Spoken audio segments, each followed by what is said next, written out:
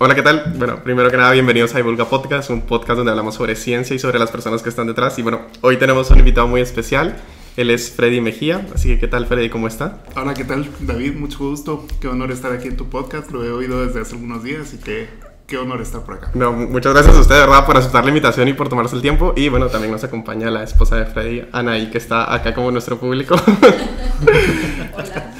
Y bueno, para presentarles brevemente a Freddy, pues Freddy es embriólogo y andrólogo y tiene una vasta experiencia en el tema, así que vamos a tocar tal vez unos temas un poco sensibles, pero va a estar muy genial. Así que para iniciar, hace como año y medio grabó un podcast también con unas niñas del podcast de Epistemas y ahí la verdad es que le hicieron una gran pregunta que era, y qué mejor pregunta para hacerse un embriólogo, que era para usted cuando inicia la vida. Y entonces usted básicamente dijo que en el día 14. Bueno, la pregunta es un poquito complicada porque no hay ninguna respuesta. En temas de bioética no podemos dar una respuesta categórica, sino que tenemos que pensar lo que a uno lo convence por su experiencia, ¿ok? Entonces, cuando decimos el inicio de la vida es un tema complejo porque lo podemos ver desde el tema de biología y sabemos que la vida es un continuo porque es solo replicación de ADN y transmisión del material genético. Pero cuando pensamos en esta pregunta nos referimos a cuando empezamos nosotros como individuos, como seres humanos únicos que nos diferencian del resto de las personas. Entonces podemos pensar que es nuestra genética, que sabemos que no, porque hay gemelos idénticos, ¿no? Entonces solo tener genética no te hace una persona individual. Entonces tratar de responder dónde empieza la vida como individuo es complicado. Y nos vamos a analogías, entonces tratamos de pensar cómo podemos definir la vida. Es lo contrario de la muerte. Entonces pensamos cuando consideramos que un individuo ya no existe. Si uno piensa que uno muere cuando deja de respirar, tu vida empieza cuando uno empieza a respirar, ¿no? Al momento del nacimiento. Y así nos podemos ir para atrás. Podemos decir, la vida termina cuando uno tiene su último latido cardíaco, entonces la vida debería empezar cuando uno tiene su primer latido. ¿Y qué tal si decimos la vida termina cuando nosotros ya no podemos pensar, cuando nosotros ya tenemos cero actividad neuronal, cuando el cerebro está muerto? La vida debería empezar cuando tenemos actividad neuronal. Y eso es en el día 14. Ok. En el día 14 generalmente se empiezan a formar todas las estructuras que te dan el cerebro. Y entonces es un punto de partida para decir lo que nos hace individuos, esa capacidad de tener cerebro, neuronas, un sistema que te hace pensar de forma diferente, es el día 14. Entonces es una razón por la que muchos embriólogos y muchos consensos apoyan que sea el día 14. Pero, y pongámosle, ¿por qué para usted es como, por qué es tan difícil como definir eso? O sea, es como una pregunta con trampa porque siempre viene como ligada a lo del aborto y todo, y es como, es como la justificante como para, ok, se puede abortar y no se puede abortar. Bueno, es que el tema de aborto es la terminación de un embarazo no deseado. Entonces se puede dar por un montón de cosas y ahí se puede tratar de justificar de mil maneras. Pero en esto no estamos pensando nosotros en terminar una vida, sino estamos tratando de definir hasta qué punto nosotros podemos definirnos como seres humanos. Entonces hay muchas definiciones. Y lo que resulta es que en embriología, nosotros que trabajamos con embriones todos los días, nos enfrentamos a una realidad innegable. No todos los óvulos fertilizados se convierten en embriones. Y no todos los embriones logran un embarazo. Y no todos los embarazos nacen. Y es de forma natural. Al final sabemos que 5% de todos los óvulos terminan en un nacido vivo. Pues es súper poquito. Es muy poquito. Nuestra especie es muy poco eficiente. Y es bien raro, ¿no? Por tanta gente que somos. Y es como bien difícil, porque igual nacemos y somos como un poco inútiles, así por decirlo así. Es que los humanos somos muy poco eficientes, pero somos muy persistentes. O sea, al final nuestra especie es a base de insistencia. Y esto es un tema bien frustrante, porque cuando uno tiene problemas para tener un bebé, solo mira a su alrededor y mira así la poporopera, todo el mundo embarazado, que hay mujeres con bebés. Y uno llega a normalizarlo y pensarlo que es muy fácil, pero no lo es. Más o menos en los mejores años reproductivos de los humanos, que es entre 20 y 25 años, que a muchos se nos pasa en la universidad. Sí, ya estoy en mi último año. Entonces. Ya las últimas. En esos momentos, 1 de cada 5 relaciones sexuales en el momento adecuado logran terminar en un embarazo. ¿Ok? O sea, es bien poquito, es 1 de cada 5. Y cuando hacemos un in vitro, por ejemplo, la eficiencia es de 1 de cada 2. Entonces, aunque yo te diga 50% de seguridad y todo el mundo diga es que no es seguro, entonces, ¿cómo podemos nosotros decir qué garantías existen? No las existen. Pero sí sabemos que 1 de cada 2 funciona. Y en la naturaleza es 1 de cada 5. Entonces, vamos por ese tema. La eficacia. Ok. Y bueno, si quiere, antes de entrar como más a detalle a todo esto y ver un poco de los dilemas que hay, por ejemplo, ya tiene un montón de años de experiencia, pero... Demasiados. Por ejemplo, cuando empezó en el campo, ¿qué fue lo que lo llevó? Porque igual, por ejemplo, lo mencionaban de que usted es bioquímico y al final pues ustedes tienen como un gran campo, como casi todas las carreras, que al final la universidad es como solo conocimiento general o cultura general básica de ciencia. Ajá. Y después es como ver uno para dónde. Entonces, por ejemplo, ¿qué fue lo que lo llevó a especializarse afuera y después decir como no, sí, esto es? ¿Qué fue lo que lo atrapó de la embriología, por decirlo así? Sinceramente fue accidental. Fue la vida. Fue la vida. Estaba estudiando bioquímica en la universidad. Siempre desde el principio de la U me llamaban la atención un montón de cosas. Yo creo que todos los bioquímicos, algo que tenemos como elemento en común es que somos médicos frustrados. ¡Qué gran definición! Todos nos interesó la medicina en algún momento y todos los bioquímicos que conozco tenemos una historia de que estuvimos a punto de meternos en la facultad de medicina, pero algo en el fondo nos dijo que no. Ajá. Ya ahora lo pienso retrospectiva y creo que en el fondo, en mi caso particular, es que no me apasiona curar enfermedades, me apasiona entenderlas. Entonces no me interesa tanto la parte médica de atender a la gente, sino entender qué está sucediendo atrás y qué mejor forma de hacerlo que el laboratorio. Pero bueno, antes de eso empecé la formación en la universidad, trabajé en el laboratorio de protección vegetal, entonces me dedicaba más a plantas. Ahí fue donde aprendí más todos los temas de genética, me interesó mucho la investigación, pero me di cuenta que era muy duro. Investigar en Guatemala es durísimo, o sea, no hay presupuesto. Cada año tenía que estar escribiendo propuestas, tenía que estar pichicateando fondos públicos para la investigación. La universidad tampoco tiene mucho. Y bueno, para esas épocas que había terminado, bueno, todavía soy generación X y creía en las instituciones tradicionales y estaba pensando en el matrimonio. Y sabía que no lo iba a poder lograr con un presupuesto de investigación. Entonces tenía que ver qué más hacía. Y bueno, se apareció la oportunidad de trabajar con unos doctores, montar un laboratorio nuevo. El proyecto era precisamente embriología, llevar un laboratorio que tuviera unas características diferentes. Y empezamos el proyecto y metiéndome, resultó que me apasionó. Entonces, media vez me metí en el rollo. Me recuerdo la primera vez que vi espermatozoides en el microscopio. O sea, es una práctica en que normalmente vemos videos, pero no solo es verlos, es tener la sensación de que estábamos viendo espermatozoides para prepararlos para un tratamiento que iba a resultar en un bebé. Y afortunadamente pude estar en el Instituto Valenciano de Fertilidad, que es el instituto más grande en Europa. O sea, ver toda esa experiencia, ver los resultados de esos tratamientos, entonces le empecé a agarrar un gusto que no se me ha quitado en 17 años. Y pongámosle cabal, como dice, o sea, yo busqué un poco el instituto y es así como wow, o sea, sí, es así como otro nivel, wow, es así como nivel. Primer mundo, pero primer mundo de verdad. Sí, entonces totalmente. Como, ¿cuál es esa diferencia, por ejemplo, como por ejemplo en fertilidad, de trabajar fertilidad, reproducción asistida, de estar en un lugar así tan pro a Caguate? O sea, sé que hemos crecido mucho, porque como usted dice... Es deprimente. Pero, bueno, también entiendo que, o al menos yo entiendo que no es como tan común, o sea, hay muy pocos centros de fecundación asistida, de reproducción asistida aquí en Guate, entiendo yo también. Sí. Y entonces es como un campo muy pequeño, también porque seguramente tampoco hay tanta demanda, o no sé, o sea, aquí... ¿Cómo ha sido la grada y cómo ha ido creciendo este campo aquí en Guate, por decirlo así? De hecho, siempre ha existido, porque cuando uno piensa en infertilidad, la estadística mundial te dice que es 1 de cada 7 parejas en edad reproductiva. 1 a 7 parejas es un 15% aproximado. Es bastante. En Guatemala la situación es un poquito diferente. No es que tengamos más población fértil, pero la mayoría se casan jóvenes.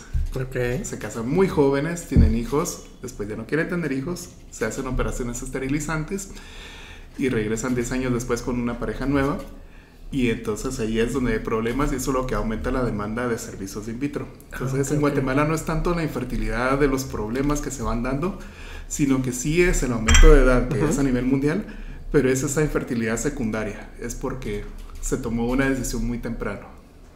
¿Me explico? Entonces, sí. Ahí es donde cambia un poquito el panorama. Y eso es lo que hace la gran diferencia con Europa. Europa sí es gente que se ha cuidado y que tiene su deseo gestacional a los 39 años. Y a los 39 años ya hay problemas.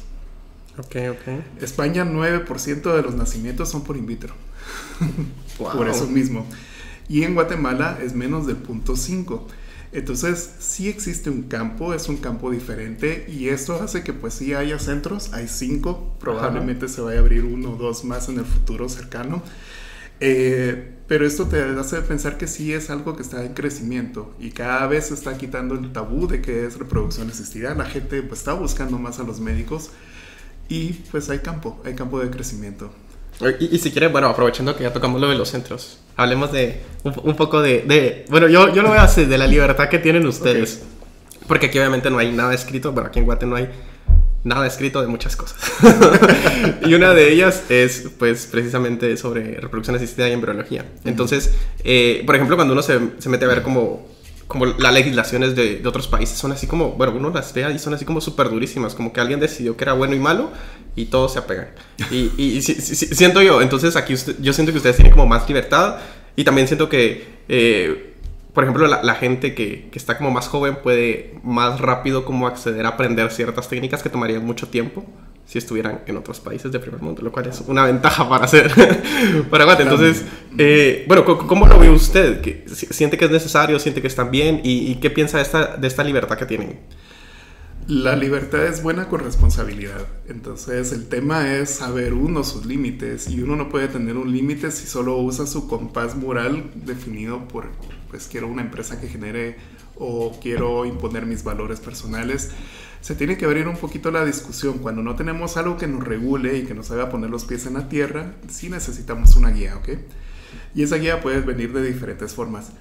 El problema cuando nos metemos a legislación es que a veces las legislaciones en Guatemala y en el resto de Latinoamérica quieren ser prohibitivas. Ajá. No quieren ser proteccionistas, sino quieren ser mucho menos propuestas para mejorar a la sociedad. Solo quieren prohibir. Entonces, en ese sentido, estamos bien en Guatemala que no tengamos estas prohibiciones tan grandes, pero sí nos hace un vacío, porque no hay ni protección para los pacientes, ni hay protección para nosotros como practicantes. Okay. Entonces, estamos un poquito vulnerables en ese sentido. ¿Por qué? Porque la gente ve noticias, ve tecnologías que están en otros países y pretenden que se traiga, y no están pensando ni en las consecuencias ni en asumir nada de lo que pueda estar a favor o en contra de lo que nosotros consideraríamos ético. Entonces, esa libertad también te hace un poquito caminar sobre arena movediza y en terrenos un poquito ambiguos, y sí sería bueno que existiera, siempre y cuando se preguntara uno para qué quiero legislar, ¿verdad? Quiero legislar para mejorar la calidad de los servicios.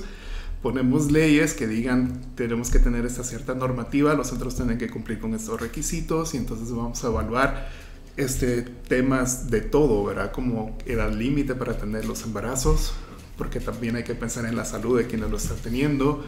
¿Qué podemos hacer con los embriones que se están sobrando? Porque al final van a quedar embriones sobrantes de los tratamientos, y qué se va a hacer con ellos. Y ese tipo de cosas creo que podrían ayudar. Pero en otros países eso sí se ha considerado, y entonces da la sensación de que son muy prohibitivas, pero no, hay países que sí lo han pensado muy bien. Y a mí personalmente, de las leyes que he estudiado, las de España y las de Reino Unido son muy completas. La de España es tal vez de las que más libertades dan, aunque sí tiene sus limitaciones en algunas cosas como selección de sexo y útero subrogado. Y en Latinoamérica solo conozco caso de Costa Rica, Argentina, y la de México es un ejemplo de la prohibitiva, que no han dejado que pase por eso mismo. Ok, y regresando, porque usted mencionaba algo de traer nuevas tecnologías y que no sabemos como muy bien cómo manejarlo. ¿A qué se refiere con esto? Por ejemplo, el diagnóstico genético de embriones. Ajá. Eso está muy de moda, todo el mundo lo ha oído, pero todos creen que es algo que mejora la probabilidad de embarazo en un tratamiento, y no lo es.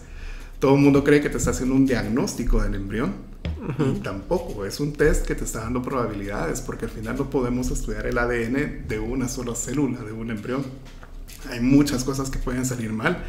Existen mosaicismos, errores experimentales, es un algoritmo bioinformático. Hay mucha información que la gente no está dispuesta ni a enterarse, porque no quieren. Ellos solo quieren que les digan es blanco o negro, y los que tienen que manejar el área gris somos los científicos. Ajá, ok. Y los médicos no tienen tiempo para explicarlo. porque tienen que explicar y tienen que darle tanto seguimiento a las parejas que simplemente no se pueden sentar 2 horas a explicarle todas las consecuencias de un PGT, y en 2 horas igual la gente no creo que vaya a entenderlo. Y si quiere explícalo un poco para que... Ok, el PGT es el estudio genético, es el test genético preimplantario, y se puede hacer test para todo. Principalmente se empezó la técnica para encontrar enfermedades genéticas puntuales en el embrión. Entonces hay enfermedades que pueden llevar a que el niño viva muy poco tiempo o que tenga una calidad de vida muy baja. Entonces tiene todo el sentido del mundo que nosotros podamos analizar el embrión y encontrar a los que no tengan la enfermedad para transferirlos y tener una posibilidad de un embarazo seguro. ¿Ok? Si pensamos solo en enfermedades genéticas, por ejemplo, ¿qué puede pasar? Hay muchas, y creo que más que todo depende de la historia familiar, de que claro, si ellos deciden hacerlo o no. Claro, pero si yo te digo una enfermedad genética, entonces automáticamente todos piensan, bueno, entonces podemos estudiar todas las enfermedades genéticas. Resulta que no, porque si partimos solo de unas pocas moléculas de ADN, de unas pocas células del embrión, no puedo amplificar todo ni leer toda la información, tengo que ver solo partecitas que me interesan. Y entonces empieza uno a meter error. Luego tenemos 2 cromosomas, uno paterno y uno materno. ¿Qué puede pasar? A la hora de querer amplificar, resulta que solo se amplifica un cromosoma y no el otro. Es un error experimental, es allele dropout, y está descrito y así funciona. Entonces puedo tener un falso diagnóstico, ¿por qué no? Entonces tengo que meterle más marcadores. Y al final la gente lo que piensa es Gattaca. Entonces puedo hacer un estudio, puedo encontrar al bebé perfecto que no tenga enfermedades genéticas, pero no está pensando que es su material genético. O sea, no estamos mejorando ni escogiendo ojos azules de 2 personas que tengan ojos negros. O sea, no se puede sacar lo que no existe. Y entonces nos tenemos que poner a explicar todo esto de la complejidad de los genes, que no todos los genes son determinantes, sino que también hay expresión genética. Y hay muchísimas cosas que, como te digo, no queremos oír. Nosotros solo queremos que nos digan: aquí está su lista de embriones, este es el embrión que viene sin enfermedades, el que es grandote, fuerte, canchito, de ojos azules, y esa es la información que la gente quiere. Entonces no la podemos ofrecer. Sí, y es como bien irreal, porque es como todo el factor ambiental que no se toma en cuenta, o el desarrollo del niño, que al final, cabal, como usted decía, es la expresión de los genes. Puede ser que los tenga o no, pero si los expresa o no, ya es como otra historia. Claro, y ese es el tema también con la subrogación, porque resulta que esos genes se activan durante el embarazo, ¿no? Entonces el embarazo es importantísimo para determinarnos cómo somos. Entonces, yo, por ejemplo, no existe un gen de sobrepeso. No existe. Hay propensión, hay un montón de genes que se pueden activar, pero la tendencia a que seamos gorditos o flaquitos depende mucho de qué tanto se cuidó nuestra mamá. Y por ejemplo, mi mamá la alimentaban con atol de plátano porque mi abuela decía que eso era bueno y que una mujer embarazada tenía que ser gorda. Y entonces mi mamá se subió muchísimo de peso y aquí estoy yo toda mi vida luchando con el peso porque si como aire me engorda. ¿Ok? Qué interesante. Sí, entonces cada uno tiene una de estas huellas y eso es lo que se pierde cuando uno piensa, bueno, yo no quiero arruinar mi cuerpo, quiero una surrogada para que lleve mi embarazo. Sí es mi ADN, pero no estamos expresando los mismos genes. Se da según cada embarazo y cada cuidado que se tenga antes del momento de nacimiento. Ok, y bueno, entremos un poco a ese tema. ¿Cómo es que le dices surrogada? Surrogada. Útero de alquiler. Entonces, que bueno, eso es como más complejo, porque es como, bueno, meter otra tercera variable que no existía. Y entonces es como que yo le doy esto, el diagnóstico del embrión, pero pues va a estar aquí y quiera que no va a influir mucho. O sea, ¿ustedes también se encargan de cuidar todo ese proceso? No. En el laboratorio donde trabajo actualmente tomamos la política de no trabajar subrogación. O sea, es una política que tomamos no porque la consideramos malo, sino porque hay muchas complicaciones. Número 1, regresando al tema de la legislación, Guatemala reconoce madre como la que tiene el niño. Y hay una asunción de paternidad que es la pareja de la madre. Entonces se puede poner en cuestionamiento la paternidad y se pide las pruebas de ADN. Porque es un supuesto, pero la madre no se puede negar. Entonces, madre es la que tiene el bebé y punto. ¿Qué pasa? Si una pareja contrata a alguien más para que lleve el embarazo y nace el bebé hermoso, gordito, bonito y se forma el vínculo de la oxitocina entre madre y niño y la señora se lo quiere quedar, se lo queda. ¿De verdad? ¿Y ha pasado? No sé si ha pasado, pero eso pasa y se lo queda. ¿Por qué? Porque ella fue lo que lo parió y así se va a quedar. ¿Y qué tan común es esto? ¿Qué tan común es que una pareja decida tener un vientre de alquiler? No es muy común. La mayoría de casos sí son porque, por ejemplo, les tuvieron que quitar la matriz cuando eran muy jóvenes por alguna enfermedad, algún tumor. Y hay otros casos donde pues sí, o sea, cada vez está más de moda que las parejas homoafectivas estén buscando también tener un bebé. Y en el caso de los hombres no nos queda de otra, tenemos que buscar a alguien que lleve el embarazo. Y hay otros que sí es solo por eso que te digo, o sea, ya es un poquito cosmético. Por estética, de verdad. Y porque lo hacen las celebridades y porque como que es de prestigio y mejor si son gemelitos y que mi surrogada, o sea, hay de todo. Wow. En esto uno empieza a darse cuenta que también la humanidad tiene unas ideas un poquito extrañas sobre fertilidad y reproducción. Ok. Y bueno, hay muchas cosas donde podemos profundizar ahí. Pero terminando lo de legislación, básicamente usted decía que estuviera enfocada más que todo en un control de calidad, por decirlo así. Sí, yo creo que sí. Y control de calidad y protección al consumidor y a los proveedores. Ok, y bueno, regresando a protección hacia ustedes. Entonces tenemos eso de que, y creo que es lo que todos pensamos cuando empezamos a tocar el tema, de que, ok, sacamos tantos, producimos tantos embriones, pero obviamente no se utilizan todos. Entonces es como, ok, quedan mis embriones y usted decía de que, bueno, ¿qué hago con mis embriones? ¿Los desecho o no? ¿Cómo las personas lidian con esto? ¿Cómo ustedes les dicen como, ¿qué hacen? O ustedes no les pueden aconsejar y si no al final es como una hielera gigante llena de embriones de... Sí, de hecho eso es lo que suele pasar, es complicado. Desde el punto de vista de uno de practicante, los embriones de alguna manera tienen un valor, porque pues yo te digo, mi trabajo a veces incluye fines de semana y todo el procedimiento, estar cuidando los embriones durante 5 días. Te he contado que no todos llegan al final y los que llegan y llegan bonitos, pues uno se encariña con ellos. Entonces de alguna manera uno también les tiene como un poquito de vínculo afectivo a los embrioncitos. Y resulta que uno, cuando hace el momento de la transferencia, después de todo el in vitro, solo puede transferir 1 o 2, porque no queremos tener embarazos múltiples. Entonces, ¿qué pasa con el resto de embriones? Hay que congelarlos. Y ahí es donde vienen las complicaciones, porque a pesar de que tenemos consentimientos informados y que se explica y todo, ya cuando toca responsabilizarte por esos embriones guardados y pagar la cuota anual de mantenimiento y seguirte haciendo cargo, y a veces las parejas se disuelven y entonces quién de los dos se queda con los embriones, o a veces una persona fallece y entonces la otra no quiere seguir teniendo esos bebés. Entonces ya se vuelve un poquito complicado y tenemos un problema mundial que es el abandono de embriones. O sea, no es así, todos tienen ese problema. Todos los países, todos. Y ahí es donde te digo que la legislación puede ayudar, porque otras legislaciones te lo ponen claro y dicen, bueno, un embrión abandonado se puede hacer A, B, C o D. Entonces la ley te da el menú y uno lo puede hacer, estás en un marco legal y eso te protege. Okay. Pero cuando no lo tenemos en Guatemala, entonces ¿qué podemos hacer con esos embriones, verdad? Y ojo, yo me atrevo a decirlo, es un embrión abandonado. Porque sí, o sea, cuando uno se pone así muy estricto y dicen el embrión es mi hijo, pues ¿cómo va a ser posible que lo dejen en un congelador toda la vida? No es mi responsabilidad por haber hecho un tratamiento, es responsabilidad de los que lo solicitaron y no quisieron hacerse cargo de ellos. ¿Y pongámosle qué política se maneja hacia aquí si no hay nada? Depende de cada centro. Entonces cada uno puede tomar políticas diferentes. Nosotros, por ejemplo, sí tenemos una política de esperar un par de años y luego, si no hay un reclamo, si no logramos, los declaramos embriones abandonados. Y entonces puede ser donado. ¿Puede ser donado? ¡Wow! Eso no me lo esperaba. O sea, que otra pareja lo reciba. Sí. ¿Y eso ha pasado? Eso pasa. Eso pasa en toda Guatemala, en toda Latinoamérica. Lo que no podemos hacer es descartarlos, ¿ok? O sea, yo puedo llegar a la clínica y decir como que yo soy infértil, mi pareja es infértil. Bueno, yo soy infértil y quiero ver su catálogo de embriones.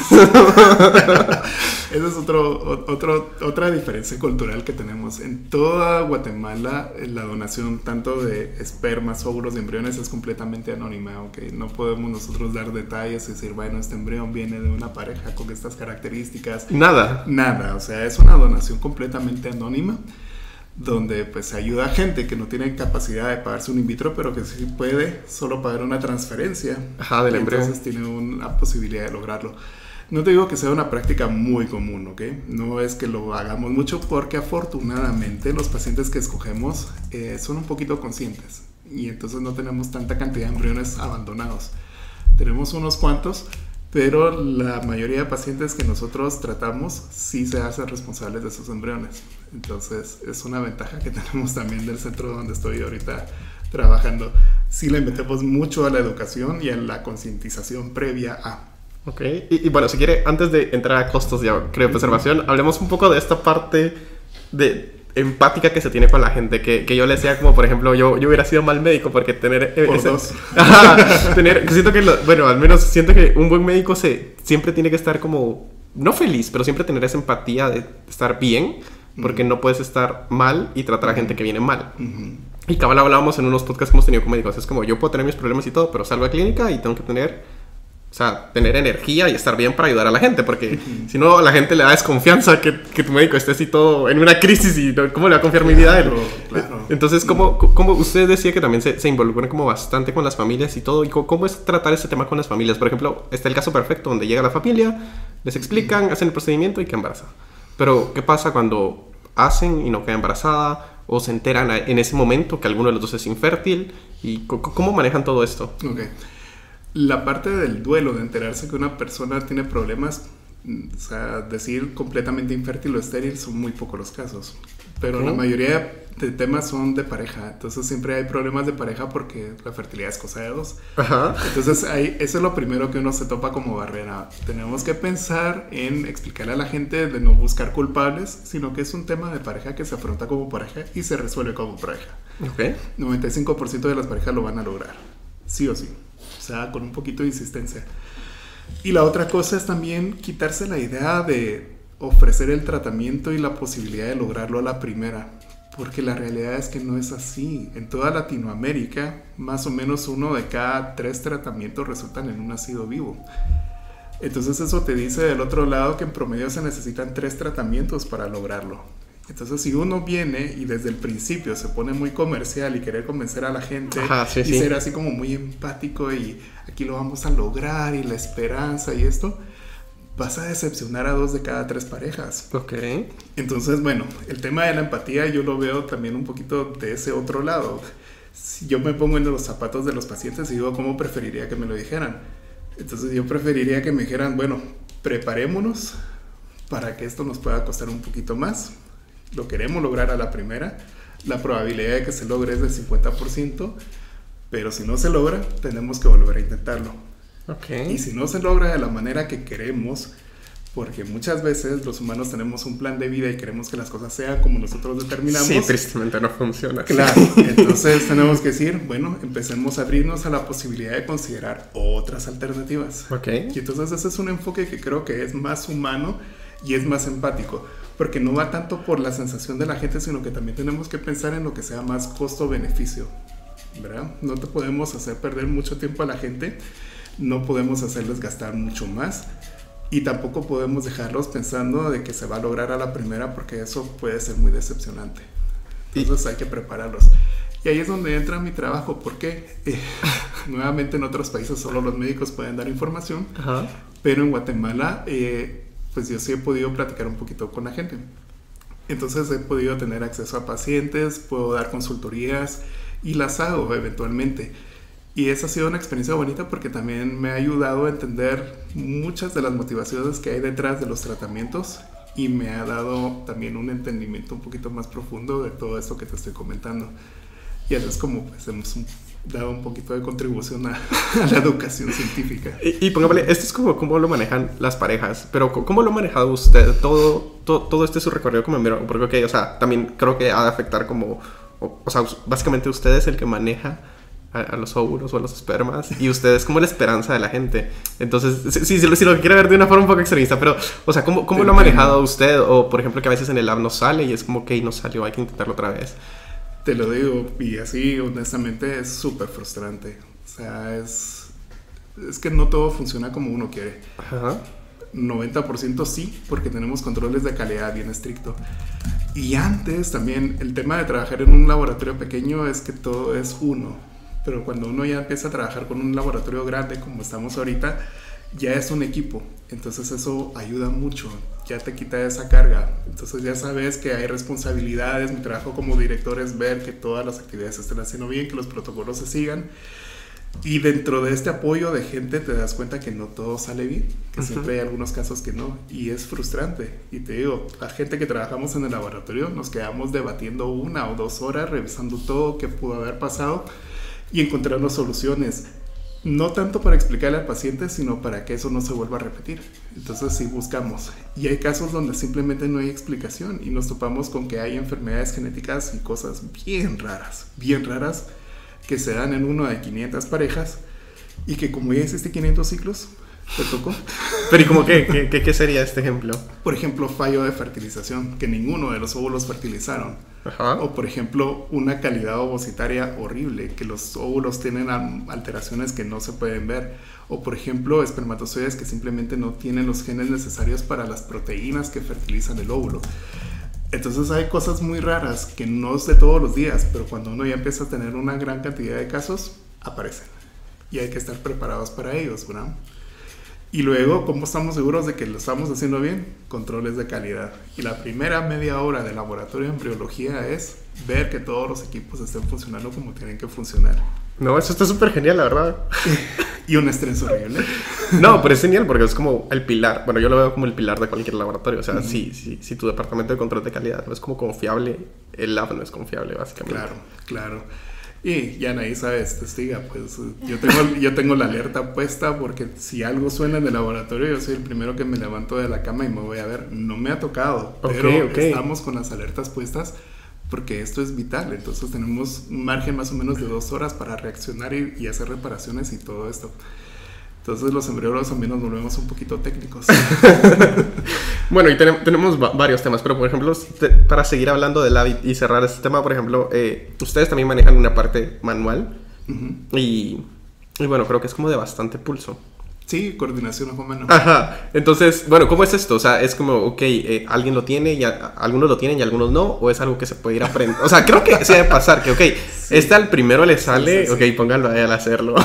O es algo que se va adquiriendo con el tiempo, o pongámosle a alguien que, bueno, no sé si a alguien, pero a alguien que diga, no, yo quiero hacer esto y no puede. ¿Cómo funciona esto? Y también recuerdo que usted mencionaba que también uno tiene como fecha de caducidad en lo manual. Sí. La fecha de caducidad, empecemos por ahí, es cierto. O sea, yo este año empecé con presbicia. Cada vez tengo que leer más lejos y necesito más luz para poder ver bien.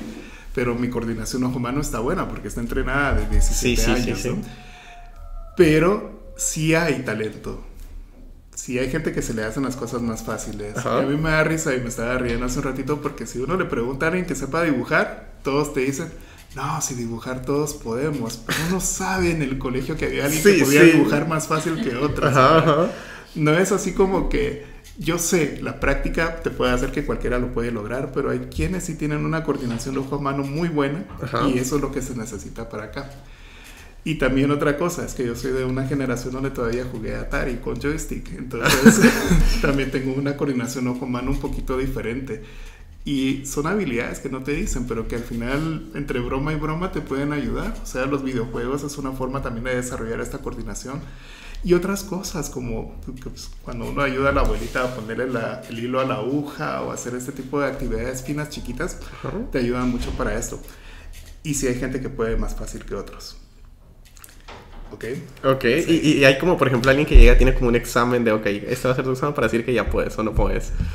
No, lo que normalmente hacemos es como ¿cómo sería? Como una coaching.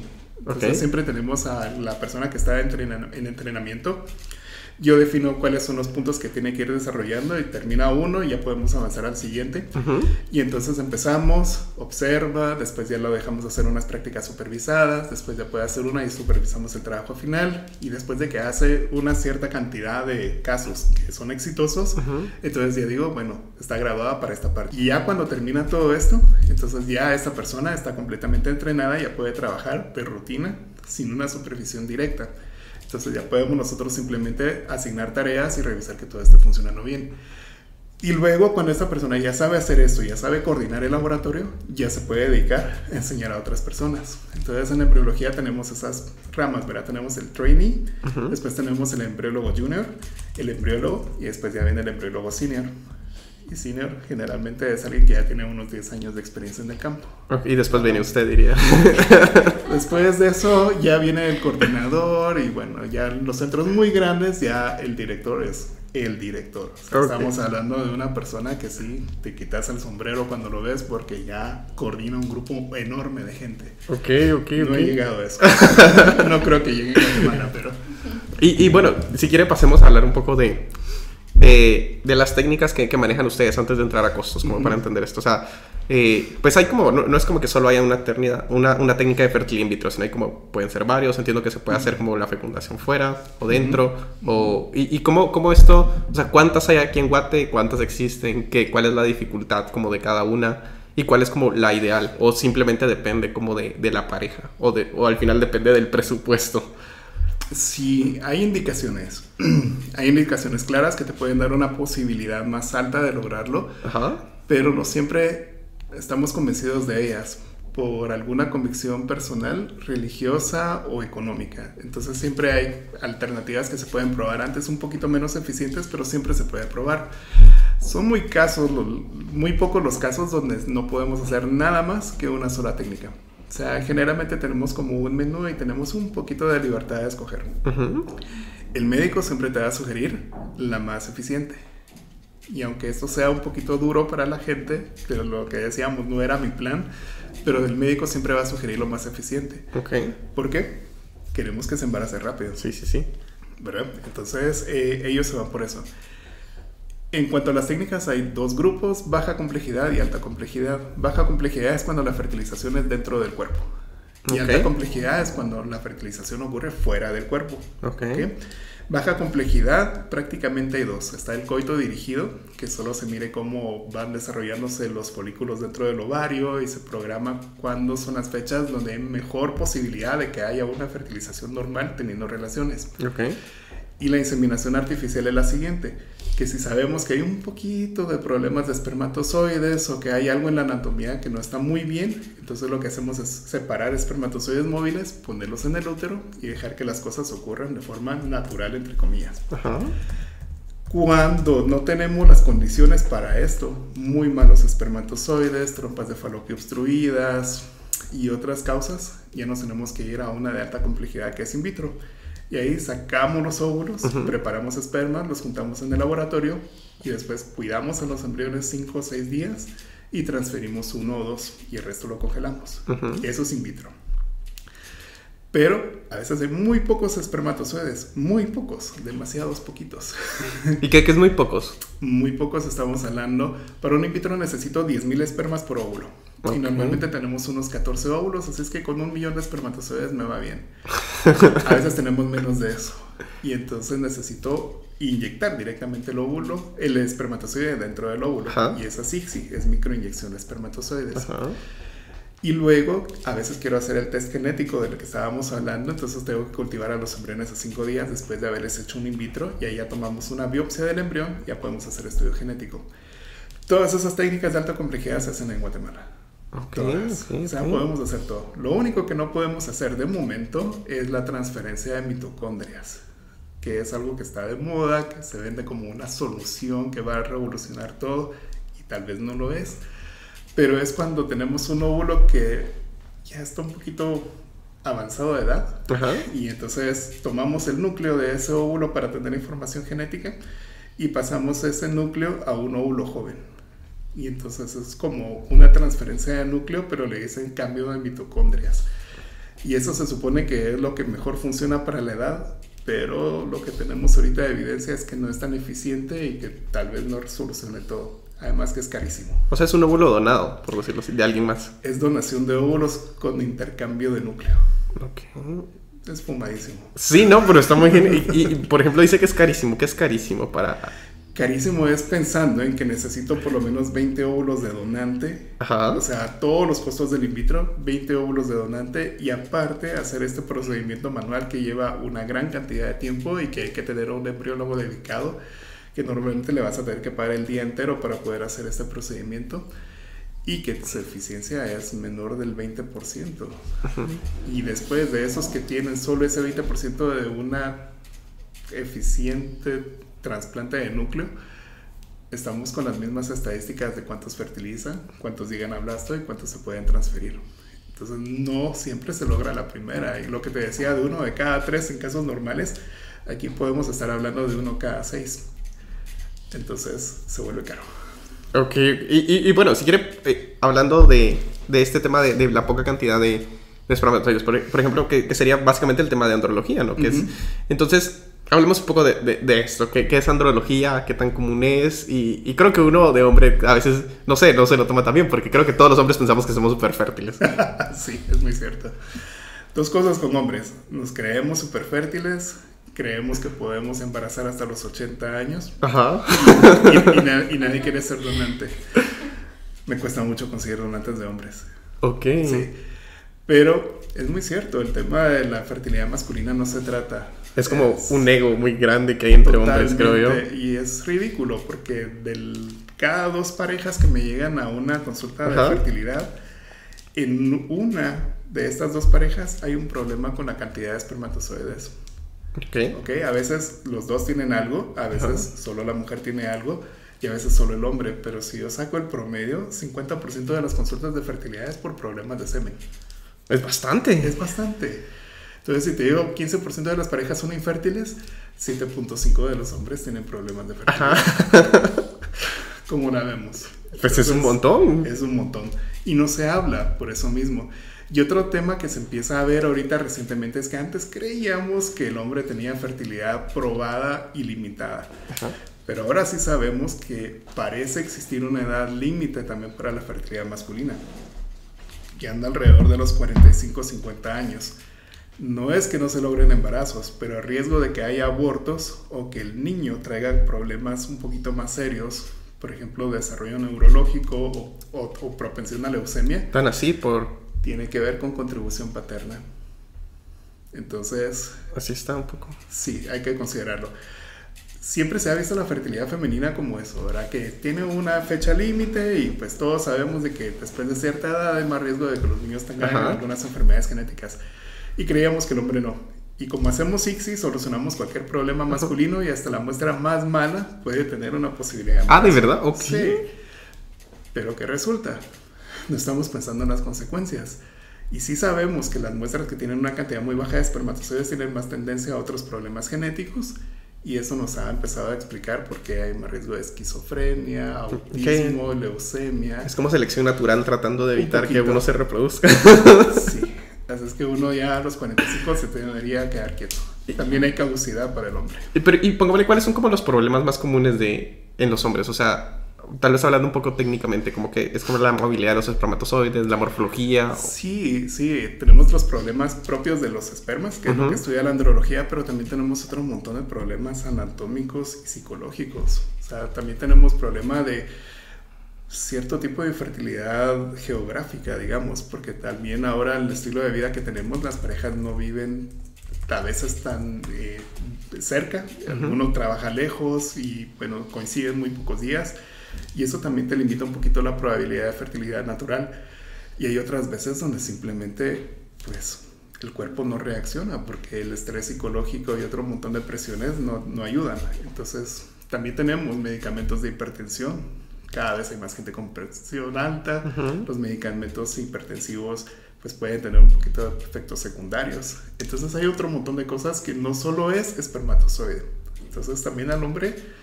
Tenemos corazón, David. Nosotros también nos tienen que tratar también con cariñito. Hay otras cosas. También necesitamos amor, dice usted. Sí, necesitamos que nos traten y nos apapachen y nos pongan atención. Porque siempre el hombre, lo primero que se dice, un espermograma, miramos cómo están los espermatozoides y definimos eso, pero hay más. O sea, la historia masculina está de fondo. Entonces tenemos andrología de laboratorio que mira los espermatozoides. Pero esta otra gran historia que te estoy contando es la andrología clínica, que miden médicos especializados en la fertilidad masculina. Wow. Y eso es un campo bien bonito y es súper interesante. Súper interesante. ¿Y cómo se lo toma la gente? No muy bien. Sí, yo me imagino. ¿Por qué? cuando le referís a un andrólogo y resulta que no hay en Guatemala. ¿No hay andrólogos en Guatemala? Creo que hay uno o dos que no se hacen mucha publicidad, pero no. Yo afortunadamente, entre toda la red de contactos que tengo, conozco muchos andrólogos buenos en México, incluso hay uno en Costa Rica, y pues bueno, por ahí podemos mandar un poquito de estas referencias, ¿verdad? Ahora con las consultas online y otras cosas es un poco más sencillo, pero sí se puede ayudar a más gente con esto. Y la cosa, el mensaje clave es, no hay que avergonzarse de eso, o sea, también los hombres necesitamos atención y hay muchas cosas que de hecho impactan la calidad de semen. Ok, y bueno, si quiere, antes de entrar a salud reproductiva, que ese va a ser como un gran tema, porque creo que a todos nos interesa un poco, hablemos un poco de la criopreservación, porque creo que es muy común que, y yo lo he escuchado como en varios de mis amigos, que, por ejemplo, yo ahorita tengo 25 y es como que no quiero tener un bebé ahorita, pero no sé cómo piense en 20 años. Tus mejores años de reproductivo los están perdiendo. Ajá, sí, pero es que no hay presupuesto. Yo sé, es que la evolución biológica no va de la mano de la evolución social. No, o sea, para nada. La biología no se quedó en que, o sea, la biología se quedó en que los humanos deberíamos vivir 40 años y estamos viviendo 80. Entonces, evolucionamos bueno, eso pensando... es un gran punto. Sí, evolucionamos pensando que nos íbamos a reproducir entre los 18 y los 30 años, punto. Y ahora resulta que a los 30 estamos considerando pareja, porque estamos terminando los estudios. Nos empezamos a formalizar y bueno, la edad ideal para empezar a tener hijos va alrededor de los 34. Y resulta que a partir de los 36 años de edad femenina empiezan los problemas. Y a partir de los 40 de edad masculina o 45 también empiezan problemas. Entonces nos quedamos un poquito limitados. Y entonces una alternativa que se ha propuesto es preservar gametos. Entonces se pueden guardar. Es muy seguro. La congelación de semen la inventó Polge en los años 50, que se le ocurrió mezclar glicerol con espermatozoides y le funcionó. Y se sigue usando. 30% de los espermatozoides sobreviven en promedio. Ahora con los medios modernos un poquito más, puede llegar a ser 50%. Depende de la calidad del semen, no depende de la técnica de laboratorio. Depende mucho de la nutrición de la persona. Y bueno, se puede recuperar 30 a 50%. Si yo antes pensaba que solo podía hacer una inseminación, la cantidad de tratamientos que podía hacer es muy limitado porque se mueren muchos. Pero si yo pienso que puedo hacer 5 ICSIs con una sola muestra en el futuro, con una muestra me basta y me sobra para tener posibilidades de lograr un hijo más adelante. Esto es más importante en el caso de mujeres porque la edad les llega un poquito antes y porque hay muchas otras cosas que pueden perjudicarles la fertilidad. Por ejemplo, que les operen los ovarios, o por ejemplo, caso de hombre y mujer que tengan que tener un tratamiento oncológico, que me imagino en tu carrera sabrás que son perjudiciales para todas las células germinales, que incluyen todo. Entonces, antes de un tratamiento oncológico siempre es bueno congelar, ¿verdad? Mucho te puede dejar completamente estéril. Algunos hombres recuperan los espermatozoides, pero desafortunadamente ya no funcionan. Se producen, pero ya la célula germinal se dañó y todos los espermatozoides vienen anormales.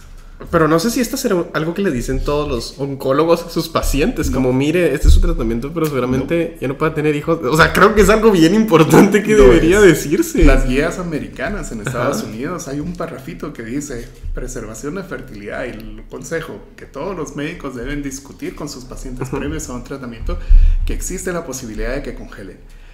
Bueno, por ejemplo, a mí esa enfermedad me parece una enfermedad que merece mucho respeto y entiendo la necesidad de tratarla rápidamente. Pero ¿qué pasa? Para obtener óvulos yo voy a necesitar más o menos 15 días. Tengo que atrasar el procedimiento 15 días y eso para algunos es demasiado. Pues se respeta, se entiende. Pero un hombre, David, un hombre puede llegar una tarde antes. Es un procedimiento que no demora, no duele, sino todo lo contrario. Hasta lo puede ayudar a llegar más relajado a su quimioterapia. Y con eso puede tener posibilidades de preservar su fertilidad más adelante. Entonces, ¿por qué no se recomienda? Es porque no se conoce. Y lo mismo que decíamos, no se toman el tiempo de discutir esto, porque cada quien zapatero a sus zapatos. Quieren tratar la enfermedad y no se hace. Entonces, esto es bien importante y te felicito por este tipo de cosas de divulgación, porque esta información nos tiene que llegar a los usuarios, ¿no? Si un paciente pide que le dé más información al médico, se tiene que tomar un tiempo de discutirlo, porque de él puede ser que no salga siempre.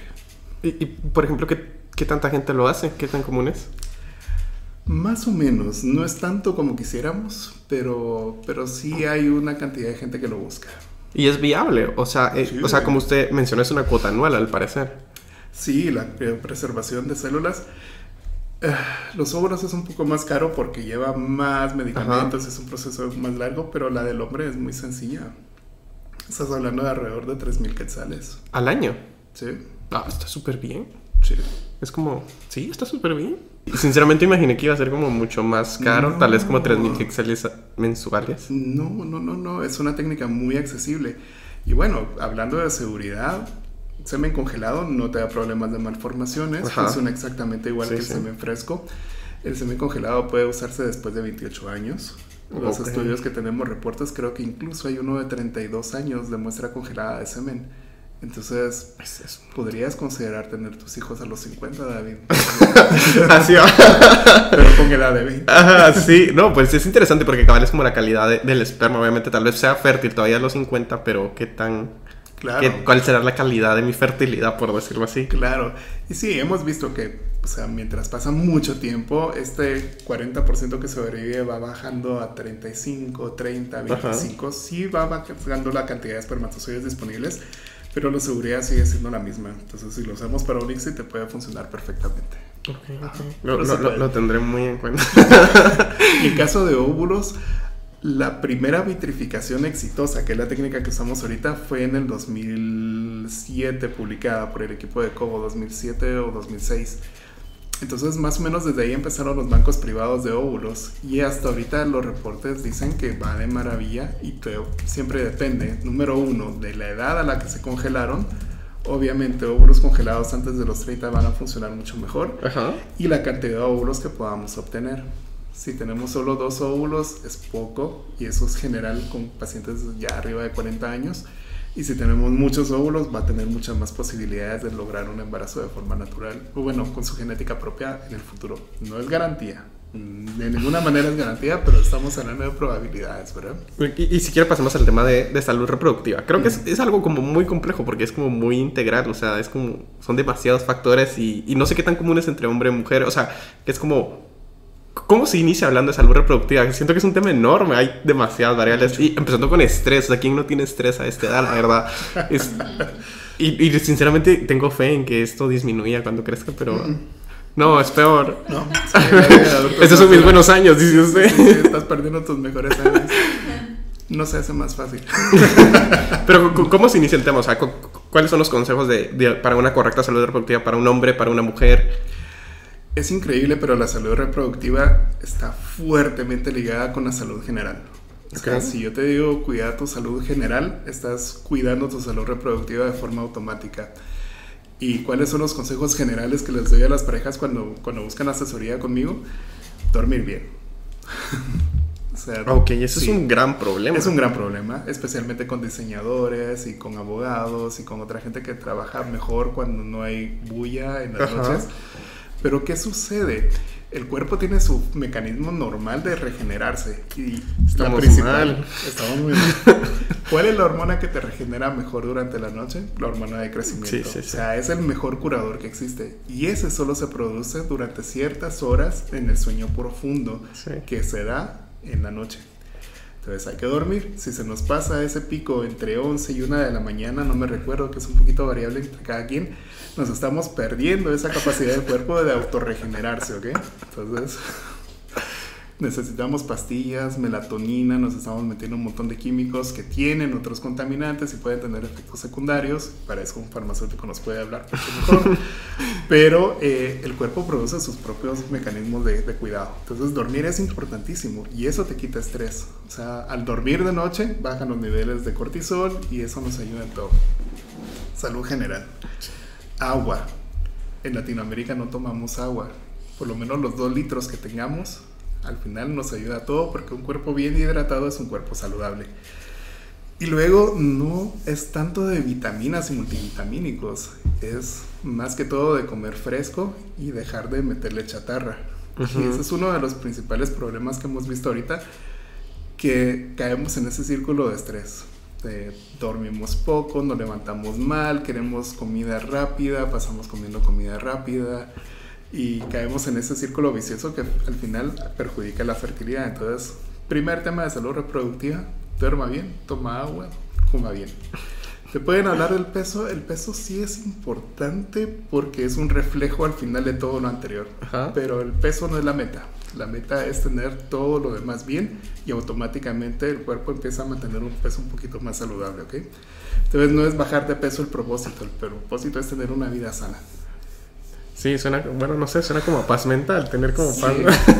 Hay que ser un poquito serio. No, pero y sí tiene mucha razón en eso de entrar como a un ciclo. No, nosotros le llamamos como mis amigos, un ciclo autodestructivo de ok, me duermo tarde, y como me dormí tarde, me levanto con estrés porque me levanto tarde y estoy todo el día con estrés, regreso cansado porque no me da tiempo, no tengo tiempo de cocinar, que es lo más fácil, una pizza, como una pizza. Y si le metes un desvelo después de una de aquellas buenas farras que amaneces de goma y no quieres saber nada del mundo, pues eso es que muchos embriólogos nos volvemos sanos también, porque trabajar en el laboratorio con la mascarilla y después de una noche de desvelo no es nada agradable. Y bueno, si quiere, ¿cómo es su laboratorio? O sea, ¿qué nivel es su laboratorio y y describe un poco ese tipo de nivel? El laboratorio biológicamente trabaja como nivel 2 prácticamente. Okay. Y en condiciones trabaja como ISO 5, que es más o menos de formas para fabricación de fármacos. Tenemos filtros de presión positiva, tenemos filtros CEPA del 99.98 de todo el wow, sí es bastante. Uy, qué caro ha de ser eso. Un poquito. Trabajamos con turbinas de flujo laminar con superficie temperada, porque los embriones, las tres cosas que más los fregan son estrés osmótico, que lo dan los medios de cultivo, cambios de temperatura, y luego también tenemos el cambio de pH, que ese es un tema súper sensible cuando nosotros tratamos de optimizar el crecimiento de los embriones. Entonces necesitamos incubadoras súper especializadas, necesitamos cabinas de flujo laminar con esas condiciones, filtros de presión positiva, y bueno, todo eso hace que no sea barato. Y aparte te cuento del microscopio, y hay un láser, y solo ese láser, por ejemplo, cuesta más que mi carro. Y entonces son muchas cosas, y eso pues al final en los países avanzados lo cubre seguro, pero en la mayoría de países de Latinoamérica se tiene que cubrir por lo privado. Y además, en un in vitro no es yo contrato al doctor y el doctor lo hace todo. Sí. Es doctor, enfermera, grupo de embriólogos, porque siempre es bueno que haya más de un embriólogo. Nos puede dar COVID o cualquier cosa y alguien tiene que seguir con el show. Y entonces todo este equipo de trabajo hace que un in vitro requiera mucha gente, mucho equipo, mucho control de calidad. Y eso es lo que no hace barato. Ok, regresando al podcast, Freddy. Bueno, y otro tema que me gustaría tratar es, por ejemplo, que si a alguien, o sea, le interesa todo esto y dice como, bueno, ok, yo en el futuro me podría gustar la embriología o quisiera saber qué es, o sea, pues netamente la carrera no hay. ¿Cuál sería como el camino correcto para alguien que quisiera seguir esto? Bueno, lo primero es ciencia de la vida, o sea, puede ser bioquímico, farmacéutico, biólogo, cualquier licenciatura de esas se puede abrir. Okay. De hecho, te puedes ir con un BS, no necesitas terminar la licenciatura, podrías terminar con un BS en alguna de estas bases, ¿verdad? Ajá. Luego, buscar un máster en embriología. Cuando yo me empecé a formar, estaban empezando los másters, entonces yo me quedé con un fellow, entonces todavía me quedé solo con la parte técnica, pero ya ahora se pueden sacar incluso másters online. Entonces se puede hacer eso. La práctica siempre es importantísima y eso es importante que lo sepa la gente que quiere embriología. El estudio y el título no te va a dar las habilidades manuales, esa coordinación ojo-mano, que en algunos es talento, pero en otros requiere mucha práctica. Entonces no importa que tengan un máster en embriología clínica de la mejor universidad, puede ser cualquier mejor universidad del mundo, Ivy League, puedes pagar $200,000 por tu formación. Pero si no te dejaron hacer las técnicas, te falta eso. Entonces embriología lo digo porque es una profesión bonita que te incluye mucho de la parte teórica. Hay que estudiar, hay que entender, hay que repasar físico-química incluso para entender todo el equilibrio químico. Pero requiere habilidad manual, entonces esa se hace con práctica. Entonces un embriólogo tiene que considerar no solo su estudio, sino también en qué centro va a hacer sus prácticas y quién lo va a entrenar. Entonces tiene esta parte manual y artesanal que personalmente es lo que me encanta, ¿verdad? O sea, el uso de las manos. Es decir, es mi trabajo manual, no solo de escritorio.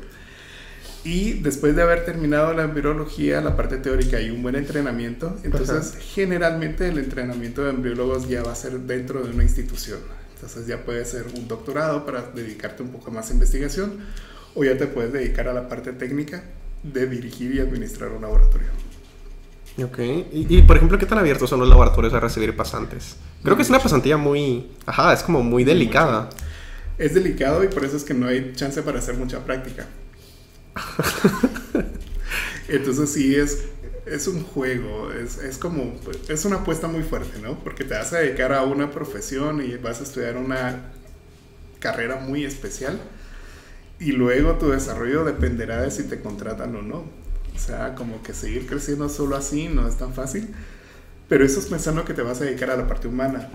También hay que pensar que se puede dedicar uno en embriología a la parte también veterinaria. También te puedes dedicar a la parte biológica. O sea, el tema de reproducción de especies en peligro de extinción a mí es algo que me llama muchísimo la atención. Y que te abre otras posibilidades que ya no son tan estrictas como la parte humana. Pero siempre hay que, lo mismo que decíamos, tenemos un plan y cuando no se está funcionando este plan hay que tener la mente abierta. Entonces creo que cualquiera que quiera ser embriólogo tiene que aprender a adaptarse a la vida. O sea, aquí hay que ser especialista en profesión, pero hay que ser generalista para adaptarse a cualquier cosa que te venga. Y el cambio no es malo. O sea, en embriología los cambios son fantásticos y la diversidad es lo más importante. Ok, y bueno, ahorita que mencionó eso se me vino como, seguramente se lo han hecho, pero o sea, ¿qué tan real es como lo de Jurassic Park? O sea... lo de Jurassic Park. No. No, es una gran premisa que hasta cierto punto como que sí toca la lógica de, ok, podría ser posible. De hecho, se puede con algunas especies, pero las especies que tendrán unos 10.000, 50.000 años de estar extintos. O sea, te estoy hablando de mamuts, dodos, por ejemplo el talacino. O sea, sí se podría. Sí, porque sí hay forma de reparar un poquito ese ADN e intentar hacer una clonación, porque la clonación sí está establecida. Entonces sí hay algunos estudios y algunos grupos que se están tirando por esa área, pero el límite lo tenemos más o menos en 10.000 años, porque mucho más de eso, encontrar ADN bien preservado es ridículamente raro, ridículamente raro. Y bueno, estas especies todavía tienen familiares vivos que son muy parecidos. Bueno, Jurassic Park, aparte que ADN de 65 millones o más de años, ya no es ADN. Y luego que pues lo repararon con una rana cuando todos sabemos que su familiar más cercano es la gallina. Pero es una gran premisa y precisamente creo que esa es una palabra muy interesante, reparar ADN. Creo que eso roza un poco con reparar a ADN también humano. Entonces, porque hablemos un poco de usted lo definía como cosmetología de embriones o cosmetología. Entonces, básicamente, pues ahora que ya existen tantas cosas y por ejemplo, todo... Creo que el gran boom también depende de lo de CRISPR que fue hace un montón de tiempo. Bueno, ya es algo viejo, ya pasaron sus añitos, pero es algo que se puede hacer. Sí. Entonces, ¿qué tan real es? ¿Qué tanto la gente lo pide? La gente lo pide porque están esas falsas percepciones de cómo funciona. El tema de CRISPR es realista, se podría intentar. Lo que pasa es que no podemos medir los efectos secundarios ni qué otras reacciones no específicas tendrá. Que afortunadamente el ADN es enorme, los genes funcionales son poquitos, entonces hay chance de que pues haya cosas no específicas donde no importe. Pero no sabemos si puede llegar a afectar otros genes importantes y no sabemos qué efecto tendrán. Entonces no se puede predecir al 100%. O sea, CRISPR sigue siendo una posibilidad. Técnicamente se puede hacer. No hay ningún impedimento para no probarlo. Pero todavía no estamos seguros. ¿Okay? No sabemos si podemos liberar la tecnología. Y si la liberamos, no creo que sea para escoger alguna característica fenotípica, me explico. Sino que tendrá que ser para reparar alguna enfermedad seria. Bueno, pero al final está como el dilema, ¿eh? Y por ejemplo, ¿qué se puede hacer? Por ejemplo, ¿se puede escoger sexo? Se puede. ¿Qué más se puede hacer? Y ese es el tema importante. Todas las pruebas genéticas que podemos ofrecer ahorita son selección. Selección. ¿Qué necesitamos para poder seleccionar? Necesitamos de dónde poder seleccionar. Entonces a veces tenemos limitados, porque por ejemplo, conforme avanza la edad, que ya lo hemos mencionado varias veces, la cantidad de óvulos que yo puedo recuperar de una estimulación ovárica baja de 16 en los años 20-30 a más o menos unos 4 o 5, cuando ya estamos hablando de 42 años. Entonces con 4 o 5 óvulos puedo llegar a tener 1 o 2 embriones. Ahí no puedo seleccionar, es lo que hay. Bueno, sí, entonces aplicar una técnica para seleccionar al mejor embrión no tiene mucho sentido, ¿eh? Entonces tenemos que tener también esa conciencia. Lo que tenemos ahorita es para elegir. Y para elegir necesitamos muchas opciones. Y luego también no podemos escoger algo que no tengamos nosotros. Entonces no podemos nosotros pedir alguna característica que no tengan ninguno de los dos padres. Y ahorita, por ejemplo, lo que está empezando a salir en el mercado se llama PGT, o sea, test genético preimplantatorio P. Y P es de poligenia. Hay un laboratorio que lo está empezando a hacer. Eso sí es algo gataca. Porque esto no te está seleccionando a los embriones, ni te está diciendo cuáles están perfectos o no, sino que ya es un algoritmo muy validado con otras bases de datos gigantescas de 23andMe y todo, donde se ha visto cómo desarrolla la gente que se ha hecho las pruebas y qué enfermedades tiene y se han encontrado marcadores genéticos. Y entonces este test te puede sacar una propensión a desarrollar alguna enfermedad en el futuro. Pero nuevamente, ojo, no te está diciendo este embrión va a ser un infarto. Este embrión tiene un 20% de probabilidades de desarrollar una cardiopatía a futuro. Entonces no se puede interpretar así, son probabilidades. Y ya sabemos que en términos de probabilidades en biología no hay nada escrito en piedra. ¿Okay?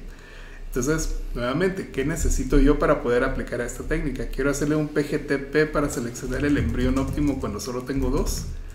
O voy a aplicar esta técnica cuando pues, me fue súper bien, tengo 10 embriones y quiero escoger cuál me quiero transferir primero. Entonces se llama selección. Ok.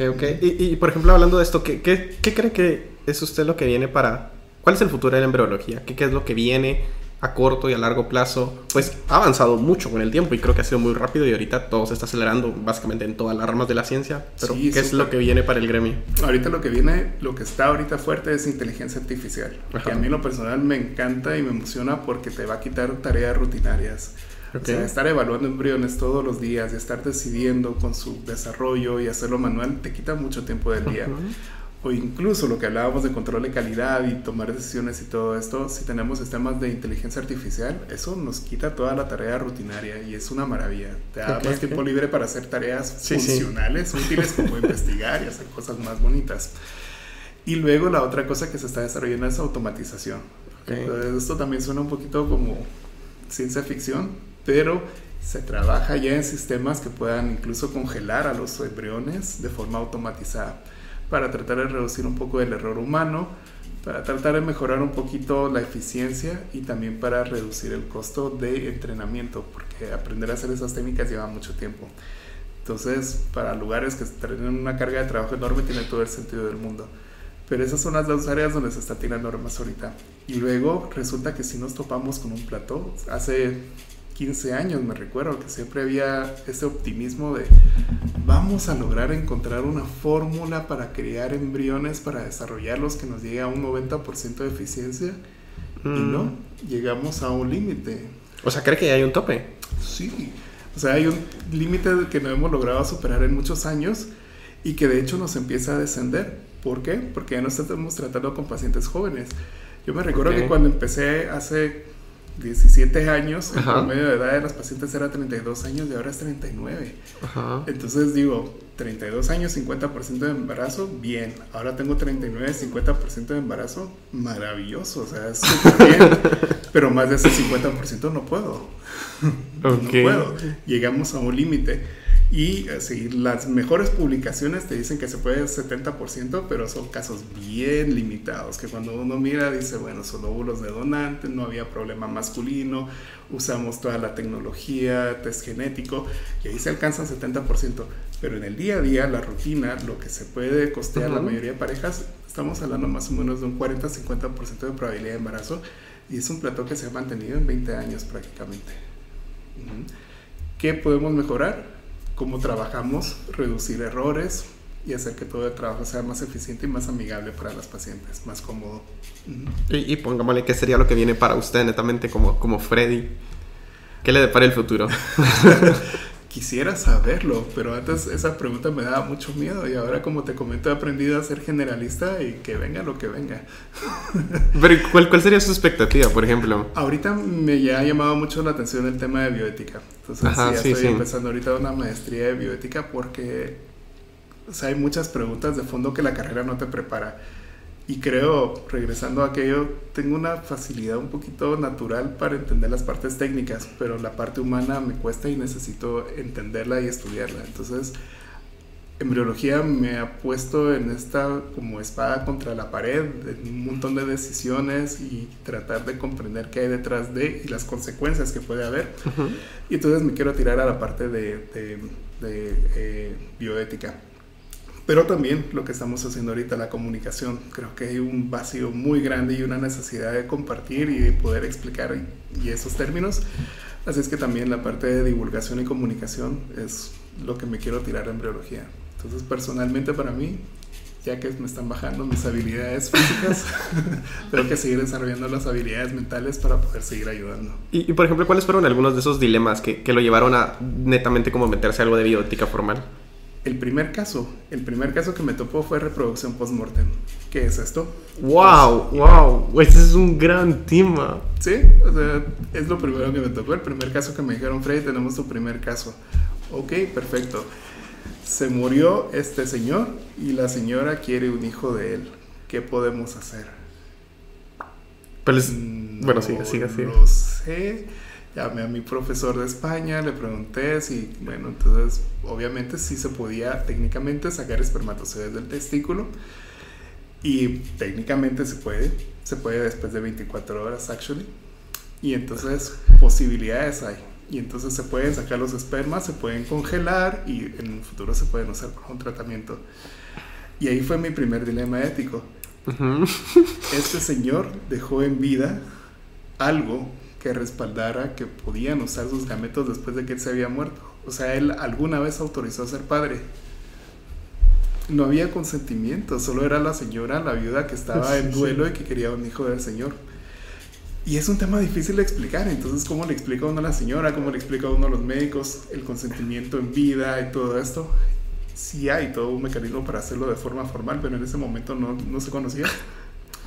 Y bueno, entonces, reproducción post-mortem. ¿Qué podíamos hacer? ¿Cómo me zafó el clavo?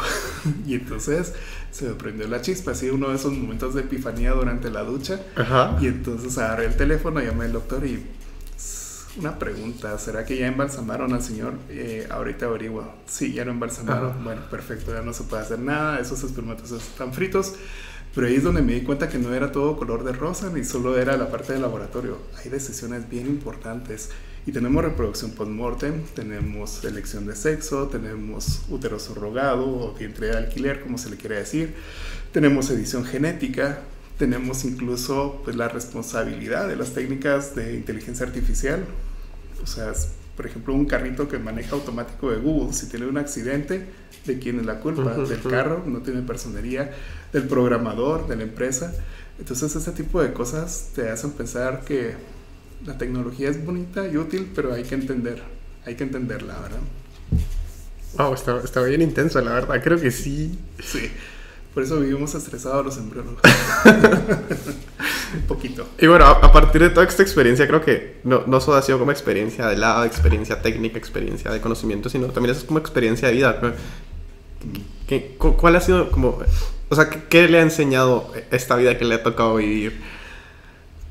Me ha enseñado mucha humildad, mucha.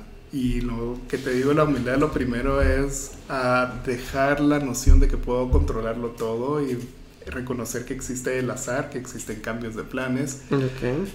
Pero que a pesar de estos cambios de planes, la vida puede seguir siendo maravillosa. O sea, siempre se puede encontrar gusto en otras cosas que no sea lo que uno estaba haciendo, lo que uno quería. Y es una decisión muy personal. O sea, yo me puedo amargar porque las cosas no salieron como quería, o puedo decir, bueno, pasó esto, no me queda de otra, me adapto y resulta que puede ser hasta mejor. Entonces, esta capacidad de hacer cambios en lo que uno tenía como planes es una lección bien fuerte. Y es una lección bien humilizadora porque te ayuda también a quitarte ese estrés de controlar las cosas, ¿verdad? Y la otra cosa importante que me ha enseñado es paciencia. Mucha paciencia. Mucha. No, me imagino que debe ser cansado estar en el lab todo el día. Bueno, es cansado. Sí, antes era más. Antes me tocaba más duro. En el primer laboratorio donde trabajé prácticamente estuve solo mucho tiempo y tuve ayuda intermitente. Pero ahorita en este nuevo proyecto ya tenemos un equipo. Ajá. Y bueno, tenemos responsabilidades compartidas y todo. Y eso es mucho, mucho, mucho mejor. O sea, siempre un laboratorio con más gente es más agradable. Sí, no solo es como descargo de actividades, sino es como esa empatía que también se crea, que es como apoyo moral hasta cierto punto. Que es como, no, si te quedas tarde, bueno, yo te hago ganas en quedarme tarde o cosas así. No, eso no lo hacen. No lo hacen. Eso de acompañar largas horas. De verdad. No, cada quien tiene su hora y el que le toca, le toca. Le toca, wow. No, pero sí tenemos ese apoyo, o sea, sí sabemos cuando algo no está bien, cuando alguien está de bajón, porque siempre alguien tiene algún problema, pues nos apoyamos, entonces tratamos de cubrirnos para que todo el trabajo salga bien. Porque no solo es lo que decimos siempre en beneficio de los pacientes se merecen el mejor tratamiento porque lo están pagando, pero nosotros también nos merecemos tener un ambiente de trabajo agradable. Digno. Claro, y eso no te lo da la institución, no. Eso te lo da la gente con la que uno escoge trabajar. Sí. Puede ser un ambiente de gente muy tóxica o puede ser un ambiente de gente muy agradable, pero eso lo escoge uno. Entonces, afortunadamente, tenemos un maravilloso equipo y yo estoy contentísimo aquí con mi gente de laboratorio. No, está bien, no, qué alegre. Y bueno, se pasó como hora y media súper rápido. Sí, pero de verdad agradecerle un montón por su tiempo y por estar acá y por abrirse en todo. No, es un gusto. No, y pues nada, eso sería el podcast, Freddy. Y nada, un gusto tenerlo acá. Estamos para cualquier cosa. No, y bueno, gracias a toda la gente que nos escuchó y bueno, nos vemos la próxima semana. Un abrazo. Hasta luego.